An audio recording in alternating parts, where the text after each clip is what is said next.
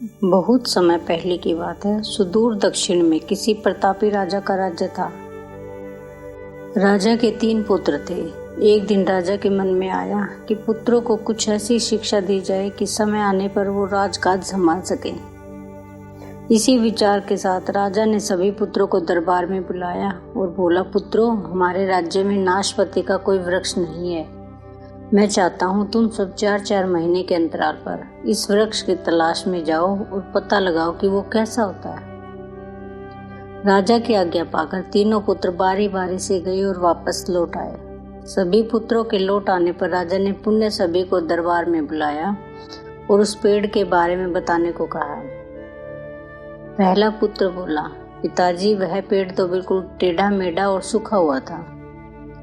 नहीं, वो तो बिल्कुल हरा भरा था, लेकिन शायद उसमें कुछ कमी थी क्योंकि उस पर एक भी फल नहीं लगा था।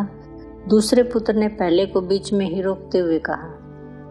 फिर तीसरा पुत्र बोला, भैया, लगता है आप भी कोई गलत पेड़ देख कर आए, क्योंकि मैंने सचमुच नाशपति का पेड़ देखा। वो बहुत ही शानदार था और फलों से लदा पड़ा था। और तीनों पुत्र अपनी अपनी बात को लेकर आपस में विवाद करने लगे। तभी राजा अपने सिंहासन से उठे और बोले, पुत्रों, तुम्हें आपस में बहस करने की कोई आवश्यकता नहीं है। दरअसल तुम तीनों ही वृक्ष का सही वर्णन कर रहे हो। मैंने जानबूझकर तुम्हें अलग अलग मौसम में वृक्ष खोजने भेजा था और तुमने जो देखा वो उस मौसम के अनुसार था। मैं चाहता हूँ कि इस अनुभव के आधार पर तुम 3 बातों को गांठ बांध लो। पहली बात, किसी चीज के बारे में सही और संपूर्ण जानकारी चाहिए तो तुम्हें उसे लंबे समय तक देखना परखना चाहिए, फिर चाहे वो कोई व्यवसाय, विषय, वस्तु हो या फिर कोई व्यक्ति ही क्यों ना हो। दूसरी, हर मौसम एक सा नहीं होता। जिस प्रकार वृक्ष मौसम के अनुसार सूखता, हरा भरा या फलों से लदा रहता है, उसी प्रकार व्यवसाय तथा मनुष्य के जीवन में भी उतार चढ़ाव आते रहते हैं। अतः अगर तुम कभी भी बुरे दौर से गुजर रहे हो तो अपनी हिम्मत और धैर्य बनाए रखो, समय अवश्य बदलता है।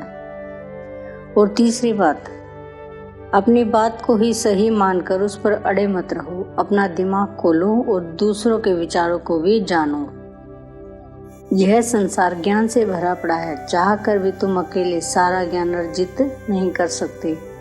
इसलिए भ्रम की स्थिति में किसी ज्ञानी व्यक्ति से सलाह लेने में संकोच मत करो। आशा करती हूँ दोस्तों ये कहानी आपको पसंद आई होगी। इस कहानी के बारे में आपकी क्या राय है, ये हमें कमेंट्स करके अवश्य बताएं। अगर आप चैनल पर नए हैं तो चैनल को सब्सक्राइब जरूर कीजिए।